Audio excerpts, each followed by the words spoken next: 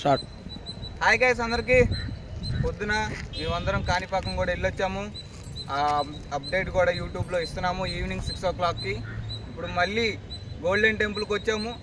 ఇక్కడ కూడా మేము మొత్తం తీసి ఇక్కడ ప్రయోజనాలు కూడా ఎట్లా ఉంది, సొసైటీ ఎట్లా ఉంది ఏందనేది కూడా ఒకసారి చూస్తాము. మా కళతో పాటు మీరు కూడా చూడండి.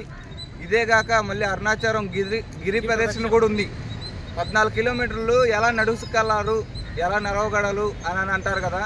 ఇవాళ చూడండి, నైట్కి చేరుకుంటాము. పొద్దున కల్లే ఎలా చేస్తాము ఎలా చూస్తాము అనేది మీరు కూడా చూడండి. అందుట్లో ఇప్పుడు గోల్డెన్ టెంపుల్ ఎంత బాగుంది అనేది మా కళతో పాటు మీరు కూడా చూడండి. ఒకసారి అక్కయ్య గారు కంటిన్యూ చేస్తారు వీడియో అనేది. ఒకసారి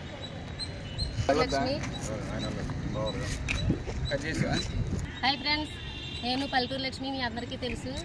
అలాగే మేము అరుణాచలం యాత్ర అనేది పెట్టడం జరిగింది మెగా మూవీ నుండి నాయుడు గారు ఆధ్వర్యంలోని. చూడండి, ఏంటంటే ఒక అరుణాచలం వెళ్ళాలంటే మన హిందూ సమాజానికి అయితే మనం ఏ యాత్రలన్నా చేయగలుగుతాం. కానీ చాలా వరకు కూడా ఆ దేవుడు, ఆ శివుడు ఆజ్ఞ లేనిది మనం అరుణాచలం వెళ్ళి దర్శనం చేసుకోవాలంటే ఒక తల్లి గర్భంలో నుంచి వచ్చినట్టే. ఇది ఎంతమందికో కానీ దక్కదు. వెళ్ళినా సరే అక్కడ మోక్ష ద్వారంలో నుంచి రావడమే కాదు, ఒక గిరి ప్రదక్షిణ చేయడమే కాదు, అది కొంతమందికే.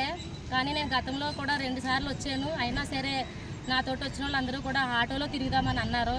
ఆటోలో మనం పుట్టిన కాడ నుంచి బస్సు ఎక్కాం, ఎడ్ల బండి ఎక్కాం, అన్నీ ఎక్కాం. కానీ నడక అనేది, ఈ కొండ చుట్టూ ప్రదక్షిణ అనేది 14 కిలోమీటర్లు అంటున్నారు. కానీ 100 కిలోమీటర్లు అన్నా సరే నడిసే ఆ శక్తిని ఆ శివుడు మనకి ఇస్తాడు. అలాగే మన హిందూ సమాజం కూడా మరుగుపడకుండా, కుల మతాల భేదాలు లేకుండా మేము ఈ యాత్ర అనేది ప్రతి ఒక్కరు కూడా వచ్చి యాత్రని పాల్గొన్నాము.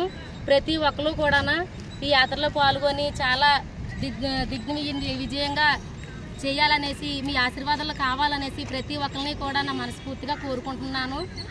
మీరు కూడా మా కొళ్ళే కాదు చూడాలి, మీరు కూడా వీలు చూసుకొని ఈ యాత్రలన్నీ కూడా తిరుగుతారని నేను చాలా ఆశిస్తున్నానండి. ఓకేనా?